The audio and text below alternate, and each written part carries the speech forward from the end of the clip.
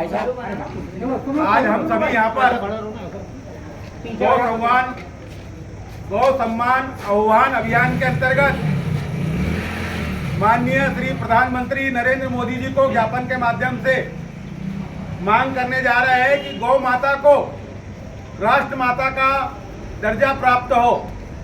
इस हेतु हम यहाँ पर माननीय तहसीलदार महोदय को पहले चरण में ज्ञापन के माध्यम से मांग कर रहे हैं। मैं उसका वाचन करने जा रहा हूँ। प्रति सेवा में माननीय नरेंद्र दामोदर दास जी मोदी, प्रधानमंत्री भारत सरकार, नई दिल्ली द्वारा उचित माध्यम से तहसीलदार /SDO /SDM जिला कलेक्टर महोदय, तहसील ब्लॉक ब्रह्मपुर, जिला ब्रह्मपुर, राज्य मध्य प्रदेश।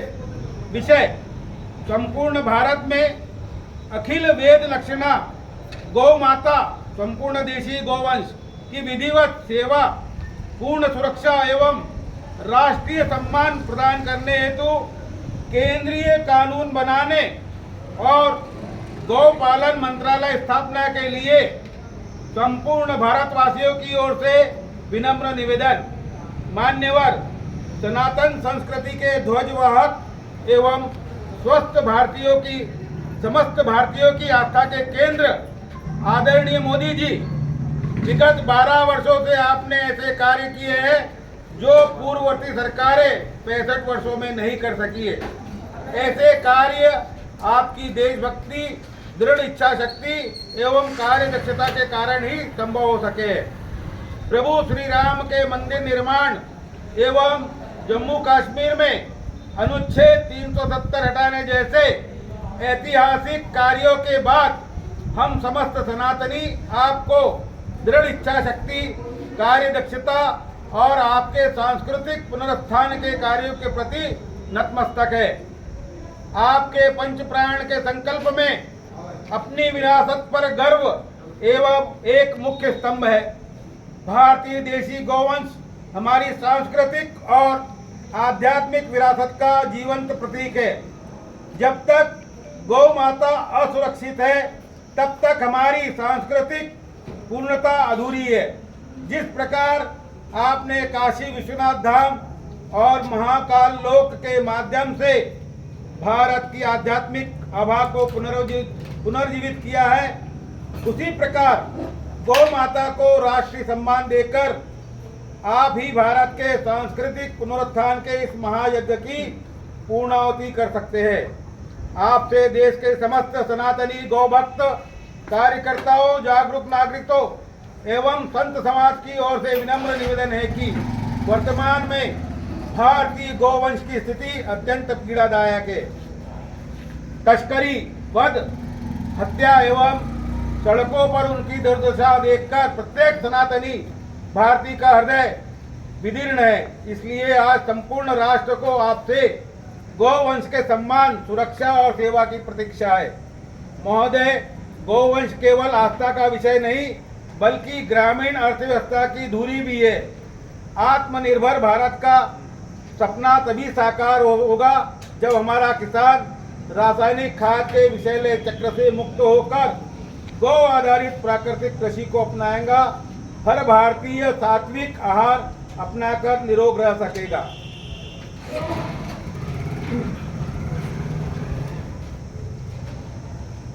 श्रीमान, गौवंश की वर्तमान पीड़ादायक स्थिति को देखते हुए समाधान हेतु निम्नलिखित आग्रह प्रेषित है। क्रमांक 1, एकीकृत केंद्रीय कानून एवं स्वतंत्र मंत्रालय। संविधान के अनुच्छेद 48 के तहत गौ संरक्षण राज्य का विषय है। कुछ राज्यों ने गौवंश पर पूर्ण प्रतिबंध लगाया है, किंतु कई राज्यों की असमर्थता अथवा अरुचि को देखते हुए केंद्र सरकार संविधान में आवश्यक संशोधन करते हुए केंद्रीय गौ सेवा एवं संरक्षण अधिनियम लागू करे। समस्त गौ वधशालाओं, कसाईखानों के लाइसेंस निरस्त हो और वधशाला, कसाईखानों पर शीघ्र अति कठोर कार्रवाई हो, जिसके क्रियान्वयन हेतु स्वतंत्र केंद्रीय गौ सेवा मंत्रालय और स्पेशल टास्क फोर्स का गठन हो। क्रमांक 2, संवैधानिक सर्वोच्चता।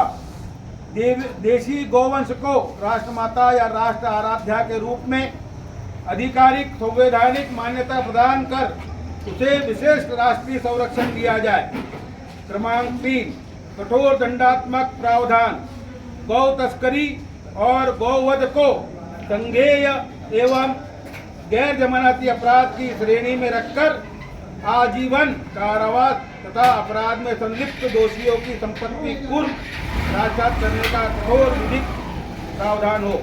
क्रमांक 4, आर्थिक आत्मनिर्भरता गौव्य आधारित अर्थव्यवस्था पंचगव्य गौमूत्र अनुसंधान को बढ़ावा देकर इन्हें प्राकृतिक कृषि हेतु जैविक खाद कीटनाशक और औषधि के रूप में सरकारी खरीद तंत्र से जोड़ा जाए। स्कूलों में मिड डे मील व मंदिरों में के प्रसाद में केवल देशी गौ घृत एवं दूध का उपयोग अनिवार्य हो।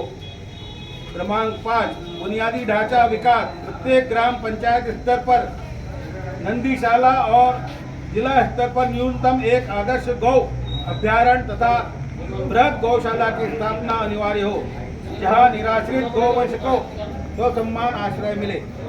क्रमांक 6, राजमार्ग सुरक्षा एवं चिकित्सा राष्ट्रीय और राज्य मार्गों पर प्रति 50 से 100 किलोमीटर पर सुसज्जित गौ वाहन एम्बुलेंस और 150 से 200 किलोमीटर के अंतराल पर आधुनिक ट्रामा सेंटरों की व्यवस्था हो जाए, ताकि दुर्घटनाग्रस्त गौवंश को तत्काल उपचार मिल सके।